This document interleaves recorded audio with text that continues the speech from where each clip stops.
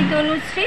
আমার রান্নাঘরে প্রতিদিনের মতন আবার একটা রান্নার রেসিপি নিয়ে চলে এসেছি। আশা করি আপনারা ভালোই আছেন। আমার রেসিপিটা দেখার জন্য সবাইকে জানাই স্বাগত। আমার রেসিপিটা দেখে যদি ভালো লেগে থাকে তাহলে একটা লাইক, শেয়ার, সাবস্ক্রাইব প্রতিদিনের মতন করে দেবেন। তাহলে দেখা যাক আজকে রেসিপিটা কি। আজকে রেসিপিটা হচ্ছে নিরামিষ গাটি কুচু করব। তাই জন্য আমি গাটি কুচুগুলোকে চামচ দিয়ে ছাড়িয়ে এরকম লম্বা লম্বা করে কেটে নিয়েছি। কেটে ভালো করে ধুয়ে নিয়েছি গাটি কুচুগুলোকে। আজকে যে নিরামিষ গাটি কুচুটা করব পুরোপুরি একদম অন্য রকমের। মাংস দিয়ে তখন খেতে ইচ্ছা করবে না একবার যদি এরকম গাটি কুচু করে খাওয়া যায়। যাই হোক, এর জন্য কী কী লাগবে দেখুন। বেসন নিয়ে নিয়েছি, বেসন দিয়ে দেবো গাটি কুচুর মধ্যে, অল্প করে দেব। হলুদ দেব, নুন দিয়ে নেব, কাশ্মীরি লঙ্কার গুঁড়ো দিয়ে দেবো। গাটি কুচুটাকে মেখে নেব।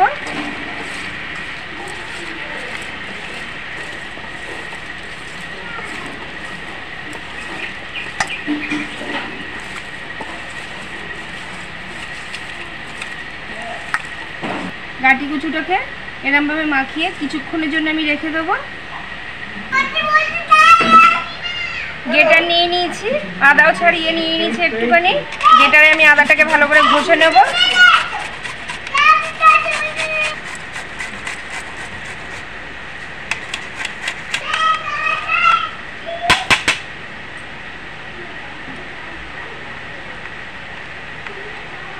আদার এই ছিবড়েটা ফেলে দেবো।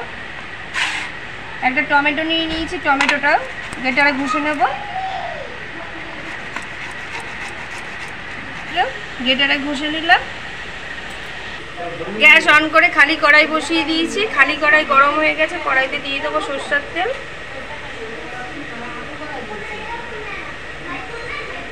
তেলটা গরম হওয়ার জন্য একটু সময় নেব।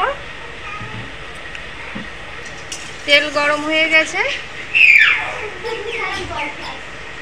মশলা মাখানো যে কচুগুলো এগুলো আমি তেলের মধ্যে দিয়ে দেবো।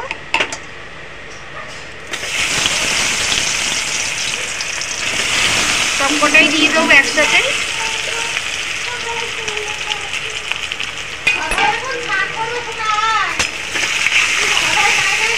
দিয়ে ভেজে নেব। লাল লাল করে গাটি কুচুগুলো ভেজে নিয়েছি। এবার আমি তুলে নেব।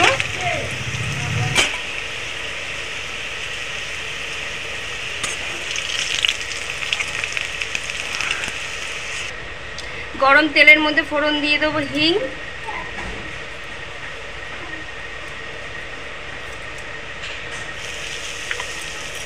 তার সাথে দিয়ে দেবো গোটা জিরে, লং, এলাচ, দারচিনি। ভালো করে ফোড়নটা ভেজে নেব। ফোড়নটা ভাজা হয়ে গেছে, ফোড়নের গন্ধও বেরিয়ে গেছে খুব সুন্দর। আগে থেকে যে গ্রেট করে রেখেছিলাম টমেটোটা টমেটোটা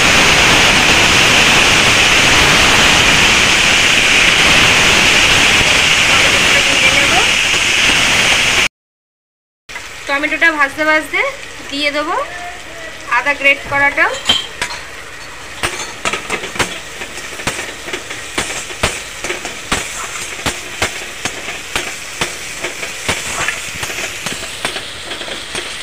আগে থেকে মশলা একটা করেই রেখেছিলাম, জিরের গুঁড়ো, ধনের গুঁড়ো, লঙ্কার গুঁড়ো আর হলুদ। মশলাটা দিয়ে দেবো, জলটাও দিয়ে দেবো।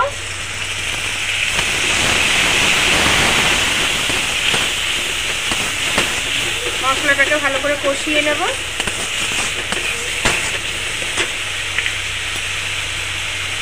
মশলার মধ্যে একটু নুন দিয়ে দেবো।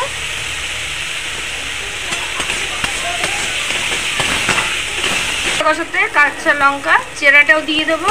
মশলার সাথে কষিয়ে নেব। মশলাটাকে ভালো করে কষিয়ে নেব।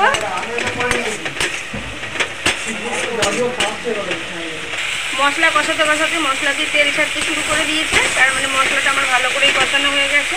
আগে থেকে যে আমি মশলা মাখিয়ে গাটিটাকে ভেজে রেখেছিলাম গাটি কচু, সেগুলোকে দিয়ে একটুখানি কষিয়ে নেব।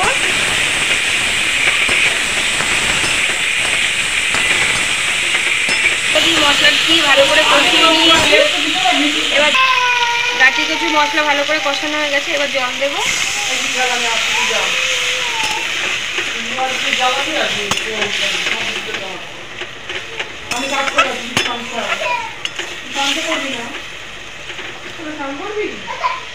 পরিমাণ মতন জল দিয়ে দিয়েছি।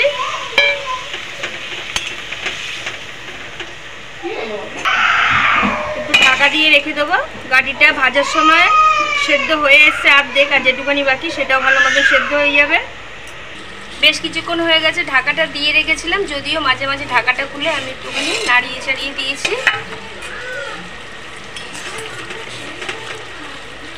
মাখা মাখা তৈরি হয়ে গেছে একদম নিরামিষ গাটি কচু। দেখো ভালো মতন সেদ্ধও হয়ে গেছে গাটি কচুগুলো। আমি নামানোর আগে একটুখানি স্বাদ হওয়ার জন্য চিনি দিয়ে দেবো। পাতা কোচানো উপর থেকে ছড়িয়ে দেবো। ব্যাস, নাড়িয়ে চাড়িয়ে আবার নামিয়ে নেব। এরকম নিরামিষ গাটি কচু একদিনকার বাড়িতে করে খেয়ে দেখতে পারেন, আশা করি দারুণ লাগবে। প্রথমেই তো বলেছি, একদিন এরকম করে খেলে মনে হবে মাংস না খেয়ে এরকম গাটি কচু করেই খাই। গাটি কচুটা আশা করি সবাইরই পছন্দ। আর আমি তো আবদার করে বলেই থাকি, আমার রেসিপিটা দেখে যদি ভালো লেগে থাকে তাহলে একদিন করে খাবেন, কমেন্টস করবেন। ভালো থাকবেন, সুস্থ থাকবেন। Thank you.